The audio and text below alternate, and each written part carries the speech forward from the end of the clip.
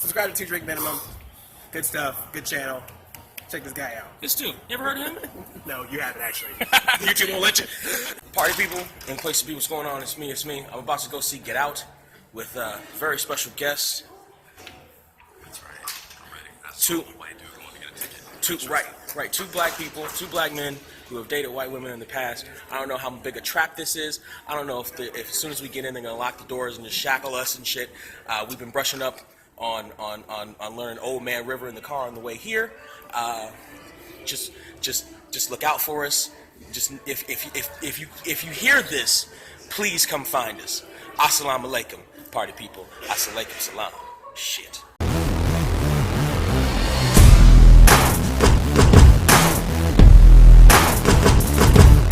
Party people, and the place to be. What's going on? It's me. You saw the intro. We just saw Get Out. Trey. I need a second. I'm gonna let you do your thing for a second. I need a second. We're a little shook. We saw it with another person who's not here because they're a little shook. Yeah. I live with her. I was telling him that Brother Muhammad foresaw fucking with those white women and what that shit'll do to you, huh? However many years ago. But we see this movie, huh? And before the movie, actually, my brother, Salaikum Assalam, right? We saw the preview for the movie with Rosario Dawson and that white devil Katherine Heigl, where the roles were reversed, and Rosario Dawson is the one who needed to get out because her, not Snow Bunny, but Snow Leopard white man was bringing, and Katherine Heigl and her craziness was screwing with that happiness. Moving stuff, making things happen. All right, listen. It's so much shit. The movie was fucking crazy. Okay, let me just put that out there. It was good. Let's start with it. It was a very well put together movie. I enjoyed the fact that I went in with one concept of what it was gonna be, kinda, and midway through I still had no idea, which was dope. It was following a real trajectory. Everything that was done, I felt like, is a real reaction to the situation. As a black man, I feel like it captured how we would respond in that situation. Like, I don't know what the fuck going on. You're trying to live in that world without being like, oh, this shit is fucking bananas. You know, you don't want to freak out like that, so you try to keep it, we're good, baby. Hey, don't worry about it. Yeah. It's good. I got it. Shout outs, I don't know the dude's name, but shout out to that actor too, because he fucking sold it. Like, he nailed that role. We can just call him Bud from the Cosby Show, because he kind of looks like Bud from Cosby. It's not him. No, it's not him. Remind me of Gus from Psych too. Same oh, yeah? vibe. Yeah, Dulé Hill all the time. Dulé Hill, Yep. But yeah, it was a great movie. Like, I enjoyed it to start with. Anything in particular you would have changed about it? Like, just a gaping? No, I can't. I cannot think anything I would have changed about the movie. Like, it was what it was. I think. Well, it was what it was, and I would say if I didn't know that it was by Jordan Peele, then I might have changed our main character's TSA friend a little bit. Yeah. I might have changed the ending a little bit, but because I know it's Jordan Peele and because I know a little comedy, and like by the time you finish the movie, it's like, don't take this shit too seriously. Right. That's the kind of ending you get. Yeah. So I'm fine with that. But had I thought it was, or had it been like a more serious straight director, you know what I mean, a more serious like horror thriller director or something, it'll be like, what's this goofy shit? Because, and also it probably wouldn't have been pulled off as well. I agree. But because Jordan knows comedy, and because the cat who played the TSA agent, I've seen him in a couple things. LilRel? Yep. Matter of fact, he was on fucking Netflix. Yeah. Because I know he's funny, because I've seen his shit. Hilarious. It was pulled off well. So in the hands of anybody else, that could have been fucked up. Agreed. But it was good. The way they pulled it off, it was good. Yeah, I went to start saying to you in the car, we stopped ourselves because we didn't want to waste our material, but I was going to say, he definitely killed the comedy aspect of it. Like, it was very timely comedy. It's the same thing that I would say to you or you would say to me if you calling about some weird shit. It's like, hold on. Something ain't right, bro. I know you over there, you having fun and shit, but hold on, listen.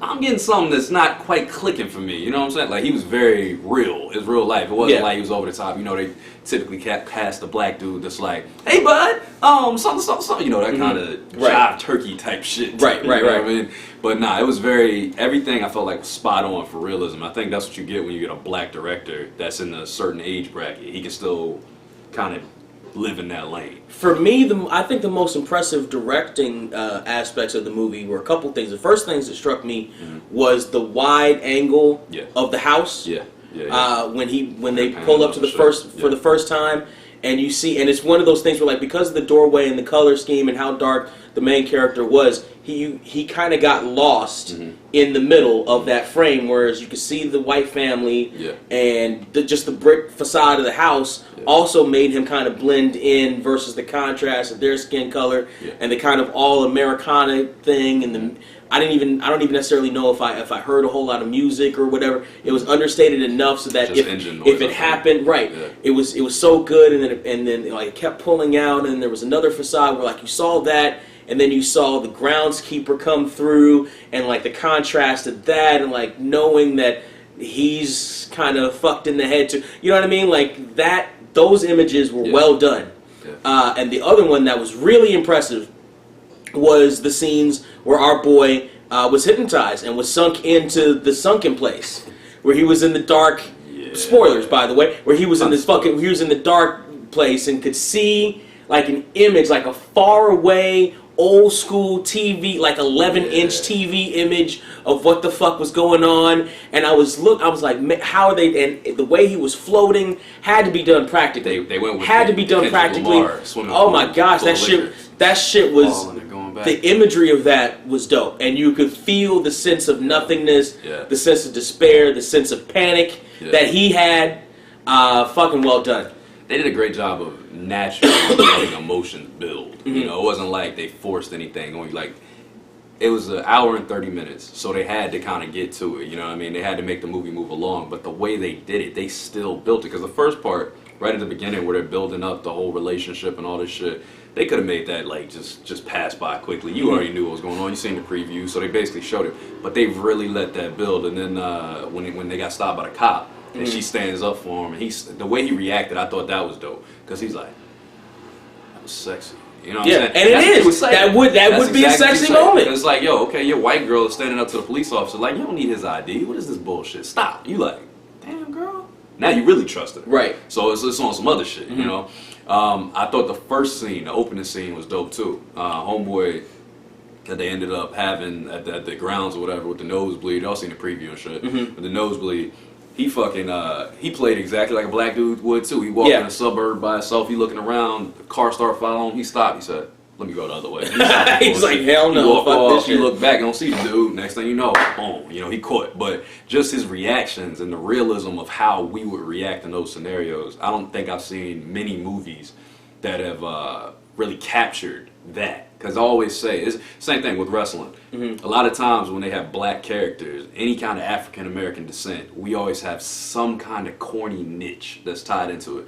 Like the New Day is corny as shit. I love the New Day in certain instances, but it's corny as shit. Like we don't act like that. You know what I mean? Those are stereotypes of us blown up is what they're doing. So it's just, they really nailed it down to like how I would walk around a regular day. If I see some weird shit, I'm gonna be like, I'm trying not to overreact because I don't want people's stereotypes to start popping up about me. But at the same time, I'm gonna be on some like, let me watch that motherfucker. There's something going on. Listen, you've been in Southern California long enough. I've lived here my whole life. There's always been instances where, and like I grew up in the hood, contrary to what you may or may not think, I grew up in the hood. There are instances where, you know what, you know some shit is happening, you can see some shit or you can hear some shit or whatever, and you just put your head, you just keep walking because it's like, nope, like I'm not getting caught up in this shit, or I'm not, like that shit is weird, you know, a crackhead can start talking to you or whatever, and just keep, you know what I mean, exactly. Like you have that. Hey man, let me holler at you. No, I'm good. I'm alright, partner. I'm take care of yourself, man. You know what I mean? Like you can keep it pushing. So yeah, the realism was good. What did you think about?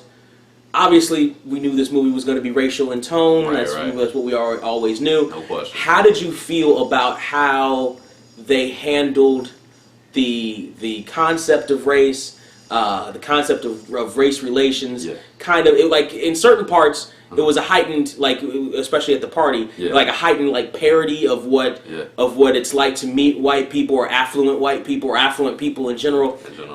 How did you think? Do you feel like it could have been? I don't know what you feel. Do you feel like the racism tone was heavy-handed? Do you feel like it was handled right? Do you feel like it was understated? I would say again, I feel like they really, really nailed it as far as like your perception from both perspectives, because. Of course, the white people in the movie are, the antagonists. So they definitely are getting a darker light. But I would say, okay, let me switch that. Let me kind of counteract my statement. I would say, from our perspective of what we feel in a regular odd situation surrounded by too many white people that have a lot of money or that kind of shit, I think they nailed it. Because it's like, we realize in real life, your brain would click in and say, okay, I'm probably overthinking it. You're going to look there and you're going to say, I'm probably overthinking it. But that's what made this movie so great, because they play on that feeling that's in your head from like a kid. Once you start to realize the shit is different, like, oh, I guess we are different somehow, Even though the skin tone don't really mean shit to me personally. As I said, I live with a white girl. How you doing, Rachel? But as you really think about it, you like... you always have those in the back of your head, though. You like, we different, though. But by the way, you just lost all our African American female viewers on the channel. I didn't say. They're gonna go into the comments. This race. Listen. I'm an equal opportunity lover. Listen, baby. That's what we do here. Find me, okay? I'm not hating. I'm just saying. What up, Rachel? How you doing? Nothing but love. I appreciate you seeing it with us, because I know you ain't want to see that movie with us at all. Yeah, that was a hasty exit. She took off. She did take off. She was like, I need some time. I don't want y'all hitting me with no bullshit, because I didn't do it. I got to get out of here. But, overall, man, I think the race relations, I don't think they were heavy-handed in the sense of over the top. Like, they didn't have no white people in the movie using N-words, dropping explicits like that. Right. So I thought that was clever, actually. Matter of fact, and think about it, I don't think I heard not one nigga at all. Not one, except for LilRel. He the only person that said it. Nigga, what the hell you doing? Yeah, like that kind of shit. Like, I think that was it. Literally, not one. And you would have thought in a movie like this, that's why I can say it wasn't over the top. All they did was play on the fear of black people in those situations. That's what they did. And that's what makes a good horror movie, right? You want somebody to play on your fear. So if you have an emotion that's in there, and it's something that you bury, you don't really think about it. You like, but like at the beginning where he's like, did you tell him that I'm black, That's a conversation that if you've ever had any kind of interracial relationship, when you're going to meet any kind of in-law, you always ask that question, because you don't want to get there and be like, hey, how you doing? I'm straight. And then they look and they like, that's the kind. Can I talk to you, sweetie? We need to have a conversation real quick. Then you sitting there like, with the dumb face, I remember that conversation. I remember that conversation in high school. A high school sweetheart. Yeah. When first time I met any of her people. Oh, hold on. I just want to let you know. All the black girls online right now, they going in the comments right now. Yeah. Because they're not feeling that. No, they're not. It's fine. It's fine. Y'all should understand I'm an equal opportunity employer as well. Always have been.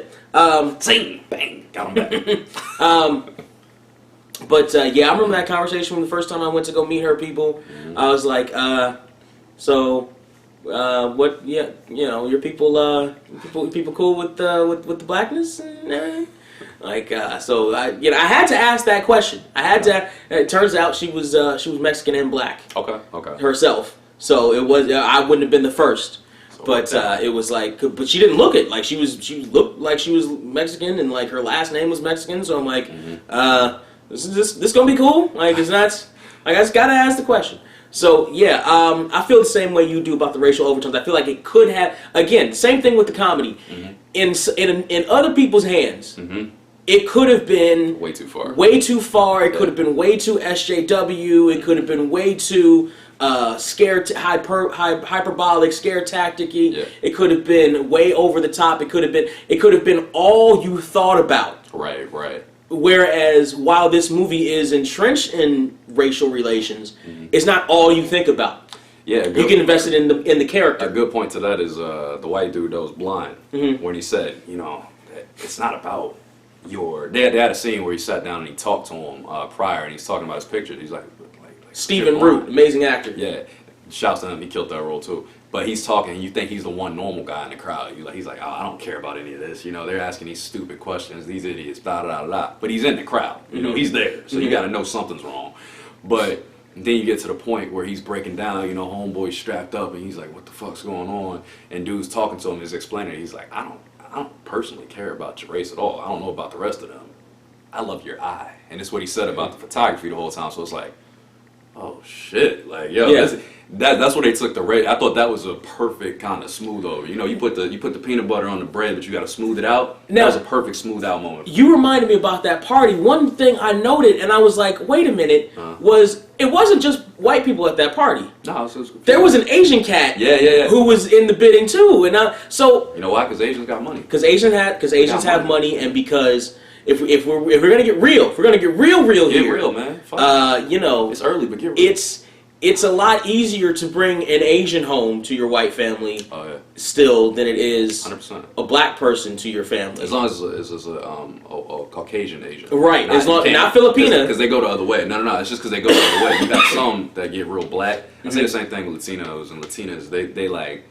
They go one way or another. Either they're completely Hispanic and they're like, yo, I'm from my culture, I rep it hard, or they lean in the black lane or the white lane typically. Right. So I'm just saying, you could be Asian, but if you wear your hat backwards like you got yours right now, you fall in the black room. Right. Put it out there. So just that's true. Clarify. You're right.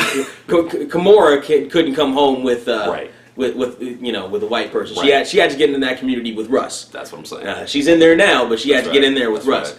Right. That was because it's fun if there's going to be some breakdowns of race relations and all this other stuff and race stereotypes and how people perceive race in this thing.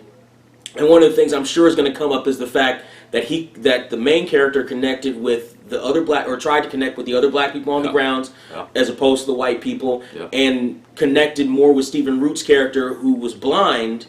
And so there's going to be people like, oh, why do you, because there's something different about them than the skin color. You know what I mean? I know people. That's just going to come up. You're right. People will touch on it, but I think for Peele, the easy shoot down on that is going to be because that's what you would do at a party. If you go to a party full of all black people and you're a white dude and you see another white dude, if you haven't heard him speak yet and you don't know anything about him, you're going to be curious, like, is this person similar to me? Because I don't really know about the rest of them. They seem a little rowdy. Right. Let me go to my demographic. You know, it's more of a self-preservation thing, I think. You know, we all do it. So I don't think that's any kind of real big issue.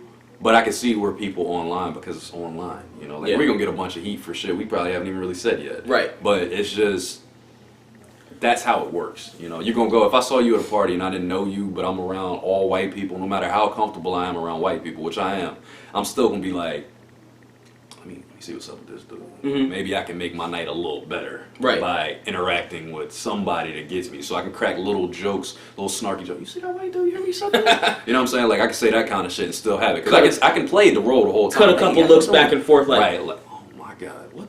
Did you see this?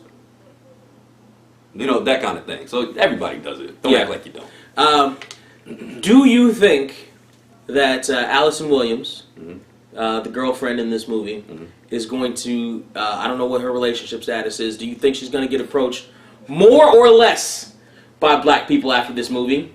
Okay, well, I'm not going to sit here and Steve Harvey it right now, speak for all black people. But I can speak for me. And let me tell you something, Allison Williams. He's a sexy somebody to me now. Get in line. Because I'm telling you something. Get in line. Both personalities, as a matter of fact. The crazy chick at the end. I don't know about that. I don't know about the eating the Fruit Loop and then sipping milk. Like that's a little bullshit. Honestly, you know what? That's the funniest part. I meant to say that. I forgot all about it. That was the most cliche. She had had a bowl cup of Google, fucking Fruit Loops on Google. NCAA prospects. Big black dude. Took a couple of Fruit Loops, chewed them very small in her mouth, and then took a sip of milk while she was listening to the fucking theme song of fucking Dirty Dancing. Oh man, it was amazing. Yeah. As soon as I heard the song, I'm like, this is the most basic. Listen, that was white girl song. I think that was Key or Peele making himself laugh personally. Yeah, he was just like, I need my own chuckle. I want one in the movie, and that was it. Because that shit was so stereotypical. I was like, bruh. Don't know white girls be sit like fruit. Yes, Daddy. I'm just eating my cereal. She was sitting there so corny, and then looking up the black. I like looking up the black. I was gonna say now. I was gonna say now. Let's not pretend like that may not happen. That might happen. It's possible. Although in real life the scene might have gone a little different way. Yeah, you know true. what I mean? And let's be honest about this for a second. That's not just white girls. All-Star Weekend just passed. Let's be clear. That's a lot of demographics doing that. Like, oh, he's a rookie in the league. I can still get that one. So don't act like gold diggers ain't out there, because they are. Right. But I do want to classify. That's not just white women. Right. But just in this movie, Right. it was. Now, back to your question, okay? Hell yeah. Allison. Is she gonna be the new it girl for brothers across the country? I'm trying to tell you something. I don't know if you've really ever had any interactions with black dudes in the past like that. You know what I'm saying? You seem comfortable as shit in the role though, so I feel like there was a lot of kissing. She was very. She seemed comfortable. I didn't see nothing that was like, you know, right. Even up till the end where the keys are right here, babe. I said, oh shit. I said, she crazy as fuck. She's crazy as fuck. I knew it. Like when I saw the pictures upstairs and she had all these different black dudes on, I'm like, and the black chick. and then the black chick at the end. I said, this. Oh shit. Yo, I almost lost it. I said, man. That's when I was sitting next to Rachel. I started to look over. I got a little nervous. I'm not gonna lie to you. Throughout the movie, I was looking over thooughout the movie just to see what her reaction would be. You see my posture change? Mm-hmm. I had to cross my arms because I was real relaxed. I'm like, yeah, we in a recliner. Sit my shit up. I seen some older white people come in there earlier too. They bought tickets behind us. Now see, because we went to Cinemark. I wish we had gone to another theater because like there were like the walls or whatever. Yeah, yeah. I wanted to see the reaction of other people in the crowd. I didn't want to see it. And I couldn't really see that many people. Like I saw Rachel, I saw him, I saw the person sitting next to me, but that was about it. Especially because like it's a big lounge. Older black dude. He took off like right as the movie closed. He got out of there. Like he knew something I didn't know. He left within. I'm talking like the second they got in the cop car, he stood up and he took off. Him and his lady. I don't know where they went, but I knew it was time for me to leave because older black people start taking off. I'm not the younger black people start taking off. Yeah. Follow. Yeah, they know something. They know something. I think it was Rachel. I think she made him nervous. I'm not gonna lie to you. She was right next to him. It was like, you too close to this girl on the screen. By the way, again, baby. Hey, look me up. You know what I'm saying? I don't know about Brent, but look me up. Oh, Allison Williams? Oh, Allison Williams, we get it. And here's the thing about Allison Williams. This movie is the reason why Allison Williams can get it for a lot of black dudes. I've seen her before in a couple, like I've seen her in a couple of, like somebody said, I think it was when she got the role on Girls. It was like, this Brian Williams' daughter. Yes, and I was like, right. Brian Williams has a daughter. I looked her up and I was like, oh, she's all right. Here's the thing about Allison Williams. She was probably not on black dudes' radar because physically, you know, we tend to appreciate hips. Yeah. We tend to appreciate curves, and Allison Williams doesn't necessarily have the curves that we would necessarily be attracted to. But facially, she's cutie. And I must say, I'm gonna put this out there for you ladies. I know a lot of y'all out here getting implants and hip plants and all sorts of bullshit. Stop. Natural. I love natural. I don't care what you are naturally. If there's an attraction there, which Allison Williams, there's an attraction there. Okay. I'm cool with he it. needs to get in line, though. You don't understand. He needs to get in line. He asked me the question, didn't he? He asked me first. Listen. I was watching her daddy before you even know who she was. You're right. I knew her on Girls. I didn't even realize I was the same girl. I was just watching that like 2 days ago, actually. I was showing Pittsburgh. She had never seen it. I was like, I feel like you should watch it. Wait, you introduced your white girlfriend to the show Girls? The Girls. I did that. That is... No, you didn't. I swear to God. That's not possible. I think they clicked the T on me, though. That's not fucking possible. I swear that she had never You're heard black. Of it. She had never You heard can't... Of it. You Listen, shouldn't... Here's the thing. Girls is specifically for white girls. Listen, I was at work, okay? I was watching How to Make It in America back in the day. It was like a couple years back. I had HBO at my job, and I was doing healthcare stuff, so my clients would go to sleep, and I was there overnight.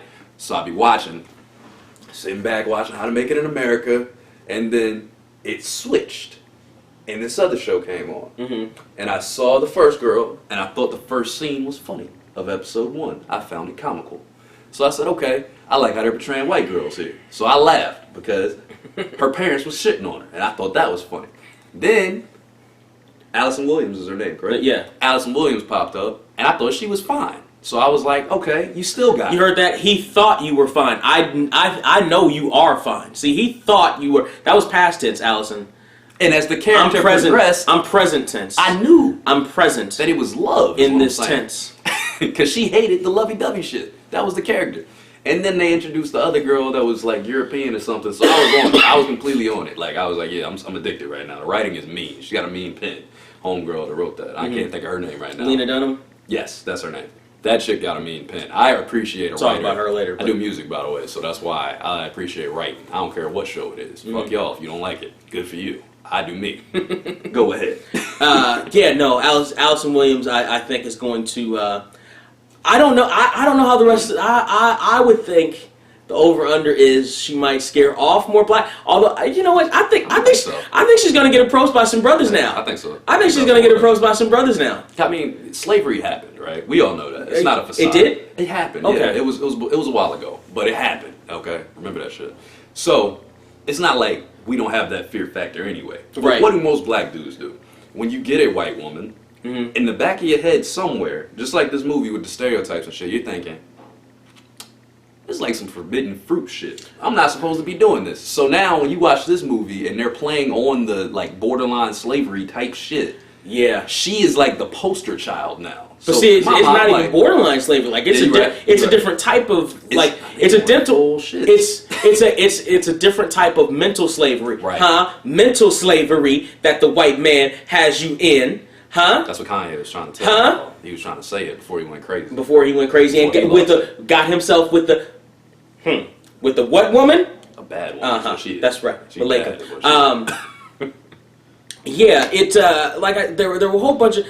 Now that you talk about that, there was a scene where I can't think of what happened. It was at night. Oh, he was walking back with Allison, and the rest of the family was on the porch, and her brother was sitting there playing that, plucking that fucking banjo like Deliverance. That was a nice little touch. Where I was like, oh shit.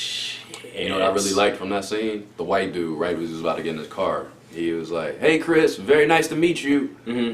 Reason being is because that kind of puts you back at ease. Like, maybe I'm tripping again. It kind of makes the character. No, it doesn't. It didn't for me. It didn't for me because I'm like, yeah, of course, yeah. Your point because first, you don't think that would make you trip a little bit in this situation? Well, because you're thinking they're weird. Everybody left, and this guy he goes out of his. Hey, man, nice to meet you. Well, also, first of all, I was thinking, how the hell did he see them?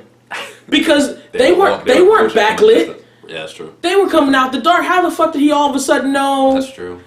That they were coming back. That might have been the first instance where I was like, she may be in on this shit. Because it's like, how the hell did he know that? Well, see, I'm gonna tell you where I got my first inkling that she might have been in on it. It was about. By the way, the white woman did it. White woman was in on it. Yeah, she was. Boy, Allison. Hit me up. We can do the whole 50 Shades Darker shit, okay? And we can talk about it. Discussions. Like, I'm trying to get famous, and then I'll holler at you. I'll find you eventually. Listen, I don't need to get famous first, though, sweetheart. You can just come. You can just roll through. Nah, I need some power. I can't have you just beat roll me through. up. He got different. He got roll different through, standards. sweetheart. No, but safe word's rhinoceros. I don't know. No, I think honestly, where I started to think she had something to do with it, it was about right after her mom hypnotized them. That's about where my brain started, because I'm like, that really happened. So how did he get back in bed without her noticing? Yeah. The phone being unplugged, all this shit. I understand they said homegirl did it. But my mind is like, you right next to him, okay? I know when I lay next to people, if some weird shit's going on, I typically wake up like, yo, I don't care how heavy you sleep. I be drunk, I wake up like, you hear that? You know what I'm saying? I'm that guy. So, yeah. And I know people that are like that. They do the same thing. Like, yo, I'm alert. I'm aware. You know what I mean? Yeah. So, for me, I was really on some shit like, yo, I'm watching her now. You know? But her character stayed so perfectly in pocket of how you would want your white girl to react. Yeah. With the exception of when he said he was going to leave and she said she wasn't going with him. But it was like, it played on that emotion, because you do have those moments where it's like, they're still, even though they're connected, they still don't quite get it, you know? And it's like, no, I'm trying to tell you, we got to get the fuck out of here. And he's like, I'm not leaving without you. Once he broke down and said that, then her reaction saying, we can get out of here, I'm like, oh yeah, nah, maybe she's good still. They were playing with my emotions. It was done so well. It was so well fucking balanced. Yeah.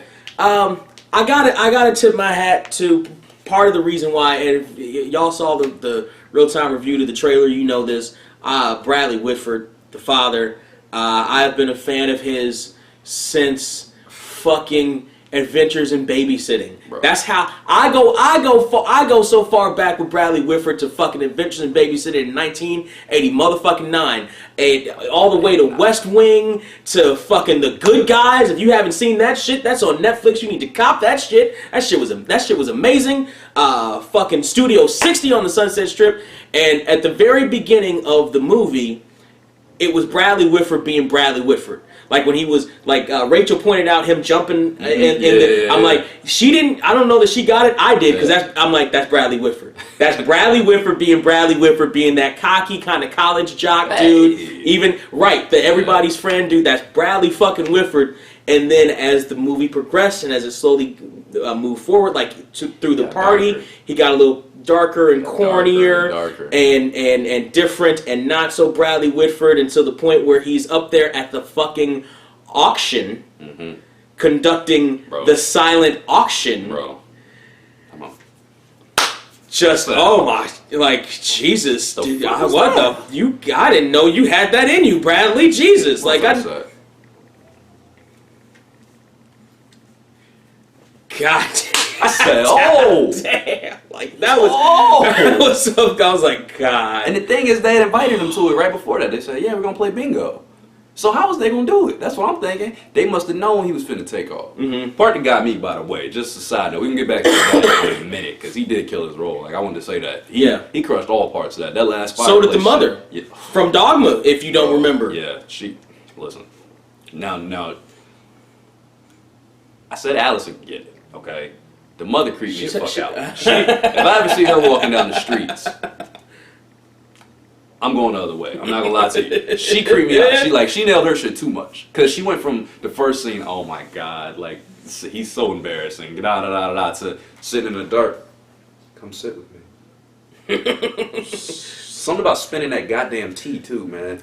It wasn't a horror movie, and it wasn't like a super crazy thriller, suspenseful type movie, but they played on the right emotions just enough to get you there. And I swear to God, every time I heard that's what you were supposed to. I know. That was the whole point. And it was fucking me up, because I was sitting there like, it's gotta stop.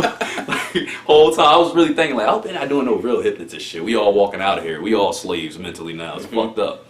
But back to Bradley. He crushed his role from jump to finish. Like, when he was standing by the fireplace and my man was up out there and he started talking to him, he said, what's your purpose? It was so dark, he didn't even look at him. Yeah. He had his hand, he's going this way. Let me see. Right up against the fireplace. Going this way against the fire. You see the fire reflecting. Black dude is like, the keys, Rose. The keys. He's like, what's your purpose, Chris? Why are you here? Man, I said, jump out the fucking window. Yes! Oh my gosh, I was thinking the same thing. I'm like, the window's right behind you. The lamp is right behind you. You use that lamp to break the fucking window and get the fuck out of this motherfucker. I'd have been rolling. I'd have had some shit in my kidneys. Like, get the fuck out. Fuck that. Yeah, nah. That shit was, okay. So speaking of that, I have to ask this. This might have been the part where somebody might have some qualms. Okay. Chris getting out of the house. Chris doing being kind of Superman near the end. How do you feel about that? How do you feel about his escape? Okay. Because he toppled the brother with the fucking croquet balls. That's right. Right, because he had the cotton in his ear. Yep. And by the way, that was another interesting image of him picking the chair and seeing the cotton. Yeah. And I was like, this motherfucker's picking cotton on the motherfucking screen. Ain't this some shit? Picking cotton and used it against white people. Against white people. That was clever. Right? That was clever. So he hit him with the croquet mallet or croquet ball. Cracked him twice. He takes the buck. By the way, I don't know if you noticed that in the room, he was staring at the mounted buck on the wall. Right. So he takes the mounted buck and impales Mr. Whitford. Right. He goes toppling over, knocks over some candles that were there for no other reason than to burn the house down. Because I thought about that when they showed the room. Like, why the fuck are there candles? Well, the music they showed, I didn't like the music for that scene, and I didn't like the candles in that scene, because I felt like, if you're a creepy white dude, like transferring consciousness damn near from one person to another, you would have had on almost like some opera shit. Maybe. Like, yeah.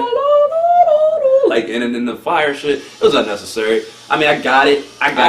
But it was like, that, I would say, for me, I agree with you that this is probably the strangest scene, which is saying a lot, but it's the most unrealistic probably scene. Now, mind you, I like the croquet ball. I like the cotton in the ears to get the brother. I thought that was clever. I like that one. When he got out, I didn't really understand using the buck per se. I would have kept the croquet ball with me, but the buck was bigger, so it made sense. You know, from that perspective. If that's the only thing you can find, okay, cool. Let's just say that's the only thing you saw. Let me rip this off. I'm gonna have this with me. I was gonna say, like, taking it down might have been a bigger hassle too. Like, that probably might have been mounted up more than, it's not just hung up there. You know what I mean? Like, it's a cool visual. Right. Using the buck against the white man or whatever. Right. But just the logistics of it might have been off. Yeah, he you know. My favorite though was him and the mom. Oh, that was good. And him knocking the teacup off. I did that because in my head he was saying, "Oh, when we gotta do this shit, we ain't doing this. That's it. We're done with this." And the thing with that is, one thing I didn't like about this scene here is where he had the shit in his ears. I wouldn't have took it out. I understand it's a visual, it's a movie, you show it, but you gotta understand you didn't kill her yet. Right. She's the one that's hypnoptizing you. Right. So if I do this and then I walk in the hallway, and by the way, that's how he got caught. Is that shit came out of nowhere? Right. And then he said, "Fall to the ground." And that he's dropping and shit. So I'm like, from my personal same thing concept, I don't need to do that part. Right. If I'm just trying to get out of the house, I'm leaving these in. But for a movie, I get it. Yeah. But the buck killing was kind of weird. The fire falling over, which ended up being nothing actually. It had no point really. The fire destroy the house. Yeah, but they didn't even show it. Think about it. They showed a little bit of smoke when she came out shooting. Well, there was flames behind her. She came out Not really though. Yeah. She walked out calm. Like, she wasn't nervous. She was upstairs eating cereal. That was when she did the weird. That's when she did the cereal milk shit. The milk shit. So it was just kind of like, I don't understand that scene. I thought maybe it was gonna be some big explosion that they were building to or some weird shit like that, but nah, just fired. How do you? And then the mom stabbed him in the hand, and he was still able to. Okay, that shit was weird. Yeah, I didn't understand that. I didn't know why they went there. First off, why he let her stab him? Because he set that. Yeah, he just watched her do it. It was like he was so out there at that point. So that's again, I'm making excuses. These are excuses right now because they got weird. Okay? Adrenaline. But adrenaline, when you know somebody was about to kill you or at least take you from you. Yeah, you probably gonna be like. You think that hurts me right now? Like, because I'm pretty sure, that bitch hurt, but it's like, dude, you know what y'all just did to me? I'm good. I'd have accepted a scream then. Yeah. But he can keep going. He was cold. But I'd have accepted it. Right. But he was just like, I'm like, oh shit. But I understood it, So the overall him being Superman at the end, it didn't bug me enough. Okay. It did because of the way the movie was set up, and because I could understand being in that place where his head was at the time. I give him a pass. You looking for what? Same. Shit, what can I? Oh shit, it's a buck. Okay, let me take this with me. Okay, a croquet ball. Oh shit, I've been ripping at the chair. Let me pick this cotton and put it in my. Like everything made sense except for the fire. That didn't make any sense. The candle shouldn't have been there, and the stupid music. I didn't like the music. But overall, I'm not mad at that scene. The one thing I was mad at is the fact that he left the house before he went after her. Because if it's me, and you try to kill me, and you the one that brought me here, I'm going to get you. You coming with me. Well, I don't think so. I think you want to escape as soon as possible, but at the same time, I understand because it was 4 people. Also the reason killed 3. Also the reason why I understand is when you get back to civilization, if she's still alive, what's she going to say about how her house? Well, no, she could easily just. I wasn't bringing her. You could easily go to jail with me to the city. No, but she can get to the fucking city after. No. I wasn't bringing her to the city. She wasn't going to make it out of that place. No, I'm saying. But we needed to talk. No. I needed to have a fucking conversation. No, but this is what I'm saying. What the fuck is wrong with you? This is what I'm saying. The problem with leaving. I'm doing something. Your dad got a buck. You getting something. I'm going to beat you with a cell phone, a key ring. You gave me something that I'm wearing, and I'm fucking you up. But you going to eat this hat. Something's happening. I'm not leaving you upstairs sipping your little milk. Fuck that. No, you did this. There's something wrong with your crazy ass. You went from baby, oh my God, to fuck. No. Burning a fire. No. Unless I leave you there, broken. Okay, go ahead. My bad. I'm so bad. I'm saying, and it's all right. It's okay. The The problem with just leaving like that is that you leave her alive. Right. And the fact that when you get to the city, it's an affluent white girl who just lost her family and her house is broken down, and you were the last one at the house. Right. Nigga, you going under the jail. Clearly, she's clever. Right, you're going under the jail. Right. At best. Right. You might just be turned around and head back into that fucking affluent suburb and with a lesser fucking job now, nigga. You don't take her with you. That's the thing. I never had a problem with it. But I didn't have a... See, the way they did it, I didn't have an issue. I thought they were about to leave it like that. That's what I had a problem with. Yeah. Like, oh, you just gonna leave her in the house? Like, if I... Well, see, I had that problem when she was in the road. I'm like, when he got in the car with this homeboy, I'm like, the gun's still right there. Why didn't he finish her off? Why didn't he shoot her dead? She's still alive right now. He thought to himself, I'm not this person. I'm not going to let you take who I am from me because you're crazy. I think that's what it was. Also, it was symmetry to how his mom died because he did nothing and she bled out on the side of the road. So I caught that. Then he let her say, you know what, you don't deserve a quick death. I'm going to let you bleed out. Just like my mom. So that's what they did there, I'm pretty sure. I caught that. I like it. The scene where, just before she dies, he's choking her out. She looks up and smiles at him. Yeah. While she's choking him out. Now you could.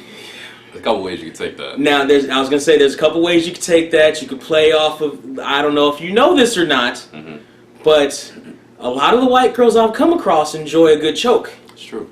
The first girl I encountered who enjoyed a choke was my white girlfriend at the time. And that was around the time that the Kobe thing was happening, and her asking for that was scary as fuck. And I just kind of like, it just... Nope, not me. I don't know. I don't really want to, I got big ass so, hands. I don't be choking the white women. So that triggered a little something in me, seeing her. You know, if you had a love for Allison Williams before, right. You know the look in her eye when she was getting choked, and she went from to. Oh, that shit was sick. And she did that little. I said, oh. I'm like, oh shit. Yeah, it definitely it caught me because first she was dying. That's what happened first. Right. She was like, but I don't know if you peeped this, but it was weird because she grabbed the back of his head right when he started choking her. It was like she almost made it sexual.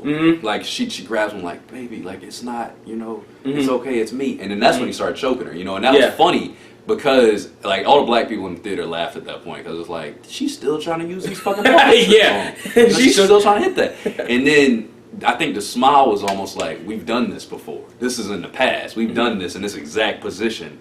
Except you weren't trying to kill me. And I think that's where he was like, you deserve worse. You know, when he saw that smirk, it was like, nah, you gonna die like my mom did. You're already bleeding on the road. You know what? I'm gonna let you bleed out. Me personally, I would have kept going. She would have been gone. Cause ain't gonna be no get out too. You ain't coming to find me.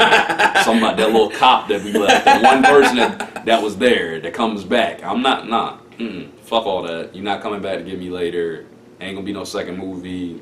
No. But see, when his homeboy came up with the flashing lights, that triggered something too. All the black people in the audience were like, "Damn!" Well, because I was thinking that whole thing. I'm like, even if he gets out of this shit, there's no way he gets out of this shit. You can't explain it. How you gonna? How do you explain this shit? So I went to go meet my girlfriend who happened to be a psychopath. I met her parents. They selling niggas down south, and then on top of all that, they tried to kill me. Right. So I killed her brother. I killed her mother. Right. I killed her father. Right. And then I shot her, killed her housekeeper, like. And then choked her to death. By the way, and all your evidence is burned up in the fire. Right. Of whatever there was. Right. And not like at the end of the day, people didn't know y'all were a thing in the city. It's like when you walk around with somebody all the time, they start to put y'all together no matter what's going on. They were probably Facebook official. So, with that being said, you looking and you like, I'm fucked. So when you see those lights come up, especially after the scene earlier with the deer or the buck or whatever, you looking like, damn, it's that dude. Oh fuck, how's this about to go? Because I thought the cop might have been in on that shit too. So like, even if he's not, even let's say he's not in on it, right? And you saw the way he was. I need your ID too. You know, earlier in the movie, so you thinking, and then if you peep it, Peele actually put in there for her to say, "Help me, help me." She starts reaching out because she's assuming it's the right. guy. Yes, I'm right. like, "Oh, you dirty motherfucker!" It's cold as fuck. You dirty cold as fuck. Man, I lost cold my as shit. fuck. Then when he got out, I saw the little security or TSA on the side. I said, "All right, bet." Because I was like, "Yo, this is about to be so fucked up." What's TS motherfucking A? TS motherfucking A. They take care of shit. They get it done. You know what I'm saying? But nah, I thought that last scene was classic. I thought it was well. Really, only thing I also one scene we haven't talked about when he said shit about yet is when he went upstairs. Oh right, at the party. Yeah. Oh my God, that was because he was at the party. People were inside. He was getting freaked out. He went upstairs. Before you even get to that, hold on. Let's talk about this party for a second because we did kind of gloss over. We went straight to the the party was very interesting because you had the one lady walk up to him. She grabbed his shoulder and said, "Oh, he's so strong." And for me, I'm thinking back to the slave owner shit back in the day. That's what that instantly hit my brain because I'm like, they used to test them out. Yeah, they're checking out the merchandise. Well, what's wrong with his leg? Like, y'all, you don't know this, but I got a limp or whatever. My leg is messed up, so on the left side, they're like, he's not worth that much. I'm not taking him. You know what I'm saying? So they like to test out all the muscles and different things. Like, boy, he has great shoulders. By the way, that's why they were so obsessed with him smoking. Right. He needs to be healthy. Right. Well, you need you to quit that. So I'm thinking, all right, this is getting a little weird. Then they had the one. I did love that they threw in the black package in there as a joke with the one lady. She walked up because one of the dudes ended up being married to a lady. She got her one. Yeah. She was like, I need one that I can control. And my husband is going down, but I can get an upgrade here. Right. So he ended up being that upgrade. Right. That was the guy with the nosebleed. So that's cool. But then they asked, so is it true? You know, she's feeling all on him. He's like, because if you're really in that situation, you don't know what to do. What the hell are you going to do? But see, like, how would you react to that, honestly? If you're in that situation with your white girlfriend and you down there and somebody start feeling on you and doing all shit. I know you're very blunt, so to say. I can be. But in that situation, you're there to meet the parents, and now some old lady filling you up in front of your girl. I'd have done the same thing he did. Exactly.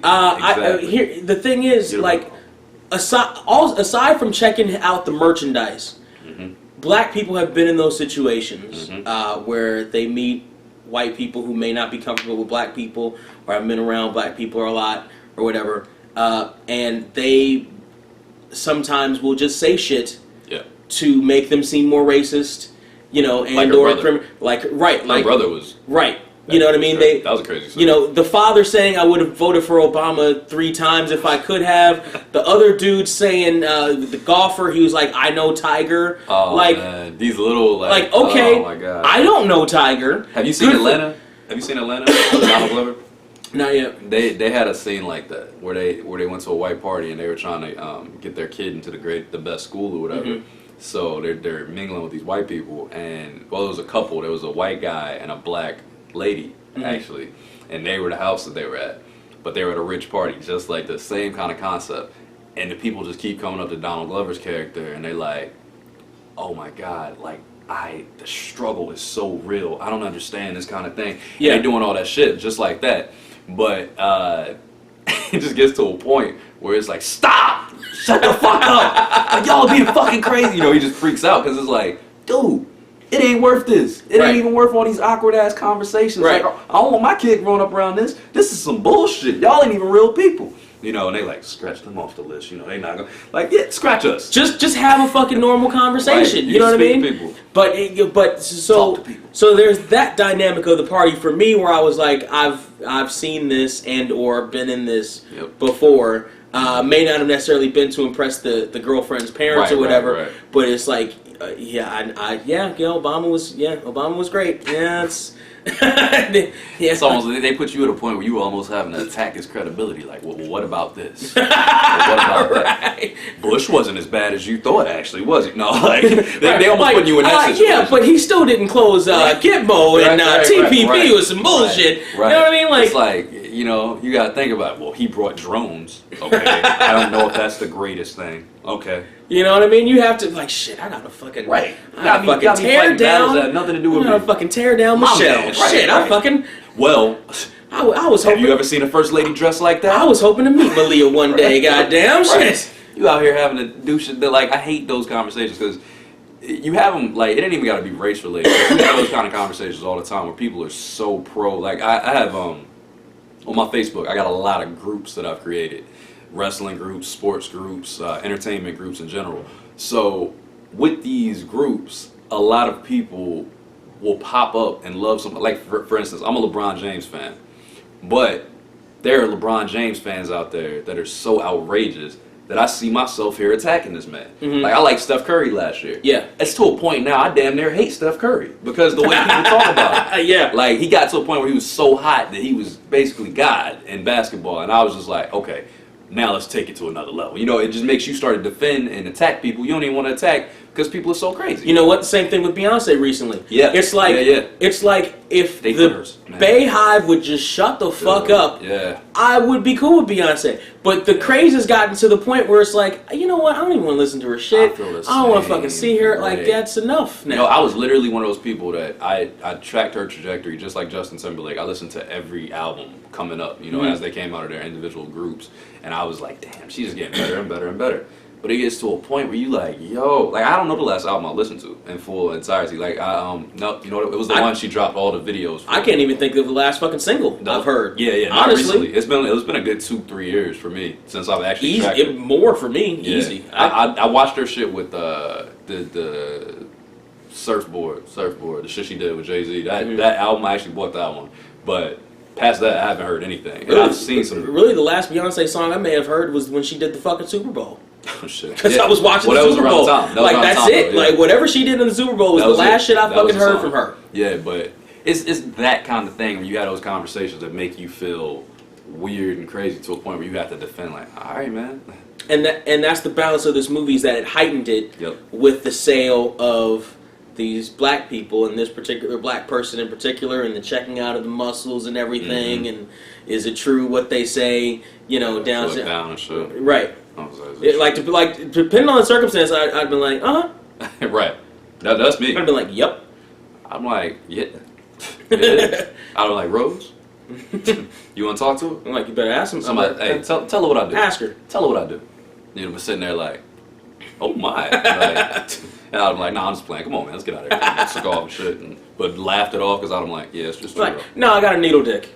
Right. Like, who's gonna say that? It'd have been something. It'd have been something off the wall, depending on the situation. Now, if I'm trying to impress the girlfriend's parents or whatever, and all that kind of situation, then I would have done the same thing he did and just maybe deferred to her. Or Not whatever. Me. But I'll be honest with you. If you're ballsy enough to ask me a stupid ass question like that, then I'm ballsy enough to respond.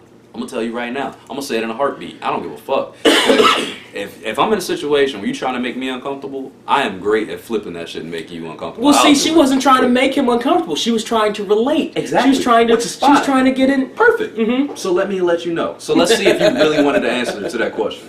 And if you did, so be it. Now it's just gonna feel a little awkward for a second for everybody, but I'm okay with that. I'm cool, no problem. But yeah, well, let's just put it this way: she's not going back. She's not going back. She's definitely not going back. Here's the thing. Now, we kind of elaborated on the party a little bit. So now, go ahead. You were about to talk about the scene where he went upstairs. Yeah, so in the party, they're all talking. And it's funny because, like, when he comes down the hall to go upstairs, the first thing I hear is Jesse Owens. They're talking about fucking Jesse Owens again. Mm-hmm. So, yeah, you tapped me. The first thing I heard. So he comes in, he goes upstairs, everybody's mingling at the party until he starts going upstairs. Everybody's quiet. It's like the closest thing they're looking, they're following his steps upstairs. Everything's gone dead fucking silence. The closest I can attribute it to is, I don't know if you've ever played GoldenEye. And like maybe if I remember correctly, there's like an invisibility mode or some shit, right? Where the enemies don't shoot you, but they know you're there because they turn to you, right? And the faces are ridiculous in fucking GoldenEye. So like you can see the heads looking at you, and everywhere you go, they're gonna follow you, even though you're in invisibility or cloak mode or whatever the fuck. Same fucking thing. Yeah. Because they were following the footstep. It was like, oh shit. Yo, it went like you better get that like, PP7, Chris. Like you talking, you like, yeah, man, hey Brent, da da da. Yeah. Shit got weird. Yeah. Is what I'm saying. Yeah. That was a powerful scene because I said, and at that point in the movie, you're still like, what is going on? And this is a good 45 minutes into the movie, I would say, maybe even further. It could be about 50 minutes, and it just got real weird. Like the first weird thing they did though in this entire movie that we glossed over too was the brother coming. When the brother showed up in that dinner, that was the first creepy like.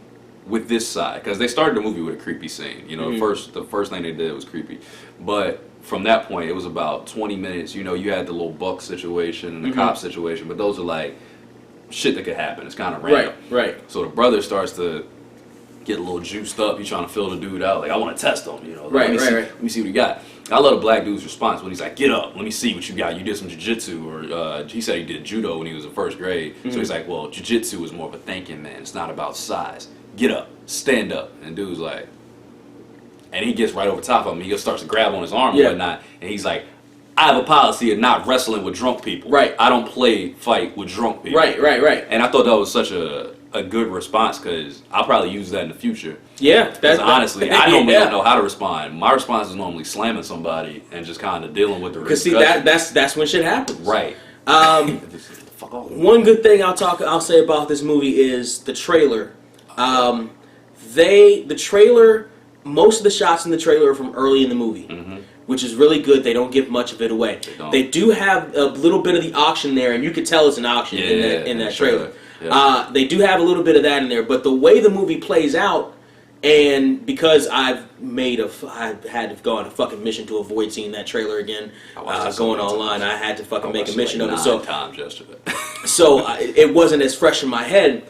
The way the movie is paced and the way you get engrossed in it, you don't necessarily forget about the auction coming up, but when it comes up, you're like, oh yeah, here's the auction. Yeah. Right? Like you aren't thinking about it leading up to it, so when it comes back up, it hits you hard enough to be like, shit, they're auctioning motherfuckers off. Right. Even though you knew it was in the fucking movie. Well, it's crazy because even once the auction begins, you're still kind of sitting there like you're not like you're okay with it, but you're kind of sitting there like kind of watching. And then when they pan down, they do a top pan and they come from here and they go down to here and you see his picture. They got the poster next to it with his face. I said, oh shit. Something about that part is what got me. I said, what the fuck? They had this portrait made up. It makes it realer. We know all about you. It makes it realer. Right. And they kept saying shit like that, like, oh, we know all about you, Chris. Yeah, everybody knew who Chris was. Everybody did. I'm like, even if they weren't auctioning people off, let's just say this is a regular situation. Clearly, the parents are a little racist. Something going on. Right. Everybody knows who I am that Here, quick. Let me call everybody. Oh, my daughter's dating in black. No. They're all coming in for the party. Hey, I gotta warn everybody. Hey, there's a black dude here. Don't be alarmed. Hold your face. Okay, practice. You got 30 minutes to get it right. All right, I'm hollering. Bang. You know, like, oh, what the fuck? Don't everybody know who I am? I've heard a lot about you, Chris. Look up Obama press conferences. Right. Like, get some taglines. You can be all right. Like, I don't know about all that shit. Yeah.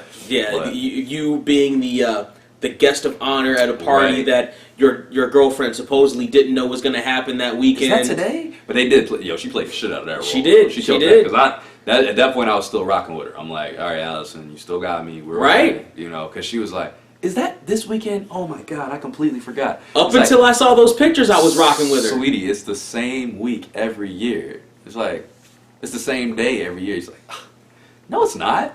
Like, even the way she said that, you're just like, damn, maybe she really didn't know. You know, like, she had no idea this party was going on. Yeah. Then for it to be like that, you like, oh, you dirty motherfucker. Like, the whole thing. And even after you see the pictures, you still can have a glimmer in there where you're like, nah. So are they doing some shit with her too? Like, is she forgetting? Like, are they wiping her memory or some shit? You could, but my thing, but I'm like, she's clearly in on it, especially with her tussling for the fucking keys in the purse. You never heard the keys. I heard the keys a lot. I didn't hear that. I heard shit. I heard stuff in the purse. I didn't hear the fucking keys the whole time. I didn't hear the keys. Rose, where are the keys? I like the way he responded. Like, where the fucking keys? Give me the fucking keys. Like, I need to get out of here. And by the way, he was staying cool. He's like, I'm a black man in a white person's house. I'm not trying to be that black dude. He was still, but I have to be. Eventually, got to be that black dude. Even after finding the pictures, my man was like, you know what? I'm gonna give her the benefit of the doubt. He had to get out of the fucking house. That's what I was about to say. It's better for me if I get her one-on-one and we can figure this shit out. Yeah. So let's leave together and we'll see what happens. I'm outnumbered. I gotta go. He was extremely outnumbered. But he was like, you know what? I'll play it cool. First off, what really got me with the pictures is the fact that there was so many black dudes, and they found real black dudes. It was so many, yeah. Like, these ain't like, you know, the movie star black dudes. There were like one or two corny ones, and like, then near the end there were some super hood niggas. There were some hugged up. Like, I said, yo, like fucking like the thumbnail of some racist porn shit that. Don't act like you haven't seen that shit. But the Black.com, baby, there's a shout out right Black.com there. is a motherfucker. Right there. Black.com, I ain't mad at Black.com. Hey, I'm not either. This was basically a setup for that. Yeah, it was. With Allison, by the way. Hey, listen, Allison, we can make that shit. See, he's trying to get your shit all on camera and everything, baby. We can just do it right. You know what I mean? We ain't gotta have it all on camera and shit, baby. I'm in his crib right now, so I'm gonna be respectful. Listen. Enough. But I'm gonna tell you the truth. It's right here. Besides, you're gonna be screaming so much, like you don't want that on camera. Like you don't want to get all the convulsions I'm gonna give you on camera. You know what I mean? Like you just it's gonna look like you're possessed. You know what I mean? And it's all right. You don't necessarily want that on camera. Listen, you can just do or the if you same do lines again, and I'll play him. I'll bring listen. I got the Fruit Loops and milk. You can just roll on through. Listen, I'm gonna give you everything your punk ass boyfriend didn't give you in girls, okay? You don't need to cheat. I got you, okay? Don't worry about it. Spoilers for girls. Sweetheart, fuck cheating. Like, if you want to have an open thing, like, I'm down with that. Like, you know what I mean? I don't own you. You're not my possession. Listen, let me lower the tone. Just as long as you understand that I'm not yours. I did see this movie. I'm gonna let him squeak. squeak. Okay, get that shit in right. I'm gonna let him squeak. I'm gonna get lower. So you understand. It's love. Anyway, aside from all this bullshit, overall, I tend to rate the movies out of $15. Okay. I'll start. I would give this movie a cool 15. 15 out of 15. Like really, like the couple of nitpicks that we talked about. Were a couple nitpicks, so like if it has to keep it from being perfect, 14.95 out of 15. You know what I mean? Like it's a near perfect movie. The tone is so well done. It's such a great balance of everything, of tone, of music, of scenes, of comedy, of the thrill aspect, of the you know the gore with the brain transplant when he saws off the head or whatever. Like, it's so well done and so well balanced. This is a great fucking first effort from Jordan Peele.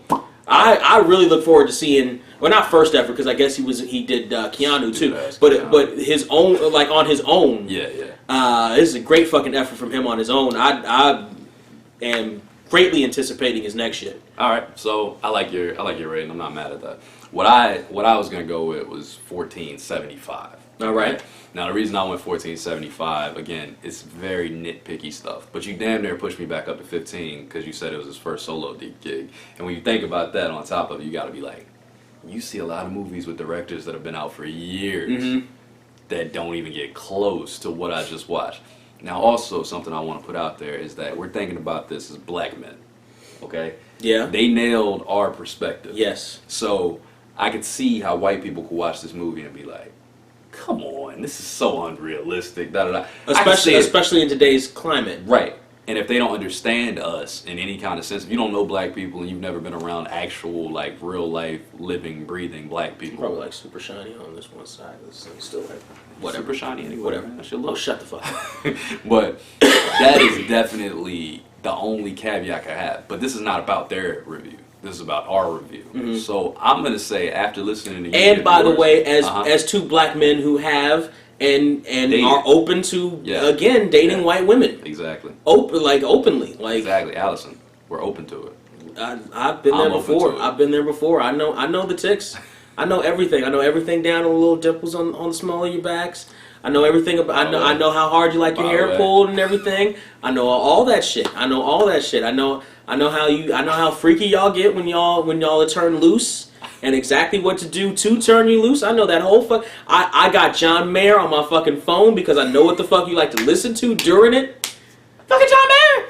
Makes me think of Friends with Benefits. She that first thing. We're going down. She's so fucking John Mayer. And you can see it too. Maybe I'll sing in your ear while I'm tearing that shit up. Fuck with me. I ain't doing none of that shit. You fuck with me, girl. I know the fuck you need. It's gonna be different. I got the fucking fireplace shit on Netflix. Fucking 3-hour fireplace shit. I know exactly what you need. I'll get you some fucking Fireball or just wine. Just the. You should probably go on wine. The wine. I know the fucking red wine. I know. Fireball white. Is the club wine. I know what white chicks like. That's I know what y'all shit like. So when you get home, it's wine. I know what you need, mama. I know. But rating wise, I said 4.75 as far as we're going on your dollar scale. But listening to him with the first solo film, I'll bump it up to 15. I gotta give him 15 because he did, man. For a first tone, those little intricate things that we touched on, they're so small, so minute in the grand scheme of the movie and the overall plot. The actors they chose, the casting was amazing. Every person incredible. Right. By the way, we're talking about the casting. We're glossing over the fucking the one black dude. The crew, the housekeeping crew, the maid and everything. Yeah. They were, by the way, say something about that. And a special guest appearance from Pam from Living Single. Yeah. With that fucked up wig. Wig. But it was good to see her though. Maxine Shaw out there. Maxine Shaw, attorney-at-law. God damn it! So glad to fucking see her. Yeah. She was Pam on Cosby Show. But Maxine Shaw, man, god damn, it was good to see her again, boy. I haven't seen her in a minute. We need to see you in some more shit. I was like, baby girl, we need to see you in some more shit. But the maid and the housekeeper, incredible. The dude who got kidnapped at the first, the facial features, like they got. Here's the thing, they got thespians for this movie. You know what I mean? The black people they got to be were thespians. It was all in the face.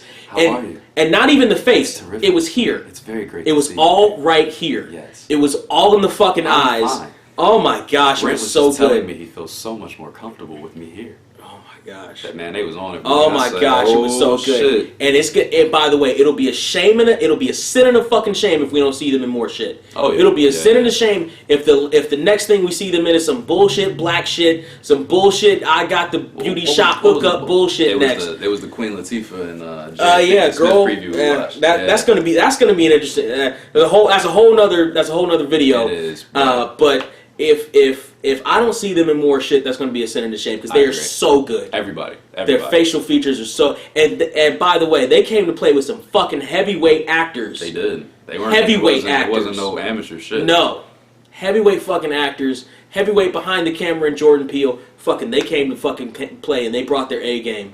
And aside from all the sexual overtones towards Allison. let's just talk about just give her a shout as far as the actual acting she did in this movie too, because the acting transitioning from television to transitioning to the big screen and that kind of role killed it. Like, she absolutely killed it. She played both characters so well. Mm-hmm. When they told her to be the cookie cutter white girl that we have in our mind sometimes, that was definitely it was stupid as shit. We agree, but she killed that though. She sold it, like, exactly what your image would be in your mind. They did it, you know what I mean? And she nailed every scene. She was cold, she was ruthless, she was heartless, just like maniacal as shit. She was funny at first. She was. She cried, oh my God, should I tell them you're a black man? Right. And then the whole, like, I've never dated a black guy before. That's why the book was so crazy, because they dropped that line earlier in the movie. And then you see the pictures and it's like, yeah, she has. I knew that was going to happen. As soon as I saw the pictures, I'm like, because the first one I think was a white dude, right? Yeah. And I'm like, I didn't know if it was a white dude. I think it was just her. It was just her. No, it was her. A whole bunch of hers. Yeah. And I'm like, there's gonna be a black dude. I didn't know where. I'm like, there's gonna be at least one black dude in there. Nah, and I didn't expect 5 or 6 of them. And then 5 or 6. They showed like 12 pictures. And then the fucking groundskeeper and the maid. I didn't expect that shit. But listen. On top of all of that, something that we left out that was humongous, you know, as the last spoiler of this fucking thing. You left out that was humongous? That's right. I like it. I like what you did. That was clever. But the last thing we left out is the fact that the groundskeeper and the fucking maid were her grandparents. Yeah, they transferred the brains into the Yeah, it was the fucking. Get him, Grandpa. I said, oh shit. And then the end scene, he's coming down like fucking. Like catching my boy. He flashes the camera. Then the grandpa groundskeeper comes back to reality, shoots her. No, wait a second. He said, let me do it. Let me do it, right? She gave him the gun. Grabs the gun, shoots her, then turns around. I knew he was going to do that part. I knew it. Yeah. Because he was like, I'm not in here enough. I can't control it. Right. If I don't, and if we don't there's get no rid way of out them, of this. Right. If we don't get rid of them, they all gotta die. We all back, gotta right? die. They Including gotta myself. clean this whole family tree. It's Right. gotta go. There can be no babies. Everything gotta go. Right. It's done. Yeah. Yeah. So that's our perspective, and I'm glad you came along with it, man. I made sure to reach out to him because I'm like, man, I got friends, right? But I don't have. And there's one other friend, but he's like usually busy. My homeboy Justin, swear words. He actually married a white chick. I actually want to hear his reaction too. But I knew I was going to be able to get in contact with you faster right around the corner. to go and see this shit. Yeah. And I'm like, I got to see this shit with another brother Yeah. who has and or is dating at least a white chick and see what our perspectives of this shit is. Are you scared off from the Lily White Snow Bunnies, brother? No, I'm not. I'll tell you something. Neither am I. It made me cautious as far as visiting family. But you got to remember, prior to going there, Allison was fine. She was fine. All you had to do was keep her in Long Beach. Yeah, Just that's don't right. go back to Kentucky or wherever the fuck she's from. That's right. Stay here. You're fine. Yeah. You're good. So remember that. That's the moral of the story, black men. If you're gonna date outside of your race, just don't go visit the family. And don't get hypnotized. Fuck that hypnotism shit. Break cups. If you hear any kind of fuck that. As soon as she did the first double tap, I went upstairs. I didn't trust that shit at all. Why you tipping your tea? There's nothing in there. There's no tea bags, no wine, thing, nothing. No, we do a styrofoam here tonight. We do a styrofoam. Yeah, ain't gonna be no twisting shit, okay? But no, I'm not. I'm not afraid at all, okay? The whole thing is this. She was fine. She was. Until she went home. Okay? And maybe it was a setup the whole time, but here's the thing. What was he winning? What was he doing? He was just winning the entire time prior. She had to allow him to win for multiple months, probably damn near a year, to get to that point. It's like sitting at the table in Vegas. That's all I'm saying. At a certain point, you got to know when to get up off the table, right? That's all I'm saying. And the hypnotism shit was when he needed to get his shit and get away from the table. Took off. As soon as I woke up, back in my bed. But he stayed at the table and kept playing, and the house got the advantage back. That's right. That's exactly right. He should have never got there, though. That's the whole point. Don't even listen to that part. He should have never got to hypnotism. He should have never got to his fucking hypnotism. He should have stayed to fucking New York or L.A. or wherever the hell that city was. Right. Bring your family here. Where she was knocking on his door with her head to bring him stuff. Yeah. That was cute. They had a nice, cute thing. Yeah, though. they were. He fucked up. LilRel was right the whole time. My nigga was like, fuck that. You all lovey-dovey. I ain't never seen you on no bullshit like this. You going to meet the parents. Just don't go. Yeah. And you'll be fine. Yeah. Remember that. All right. That's the moral of the story, kids. That's the moral of the story, kids. This is Trey. His links and shit will be down there in the description. That's right. I've been away for a while. I'm gonna make sure to get this shit up as soon as possible, though. I'm trying. We need to fucking figure some shit out so we can do this shit more often. Yeah. Like maybe create our own channel or something. True. Like I've been talking. This shit we got to figure out off camera, but I got to figure out a fucking name for us. Yeah. So we can just start doing this shit. How about Key and Peele? Yeah, I don't think that's taken. I think we can steal that. They ain't using it right now. So let me know what you guys think down there in the comments section.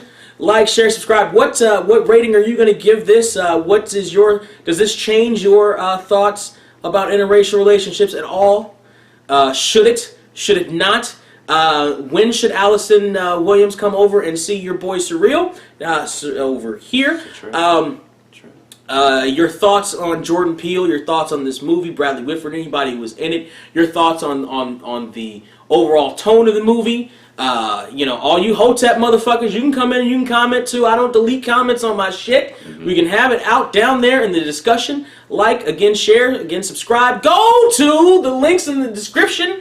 Today I want you to go to the 2 Drink Minimum swag store. Yes, actually, no. Scratch that. I want you to go to the brand new 2 Drink Minimum Patreon page. That's right, 2 Drink Minimum has a Patreon page, patreon.com/surreal469.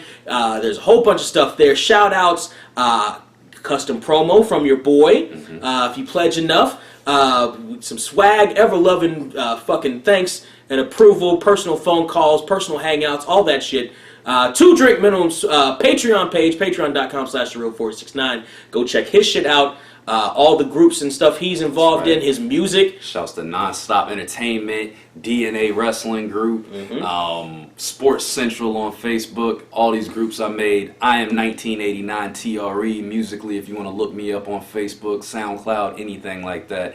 I get it in. Also, follow me on Snapchat at VA2NY. Even though I live in Cali, it was VA2NY. Follow me on Snap if you like what you heard here. And peace the fuck out. Suplex City, bitch. Suplex City, Suplex City, bitch. Suplex City, Suplex City, bitch. Suplex City, Suplex City, bitch.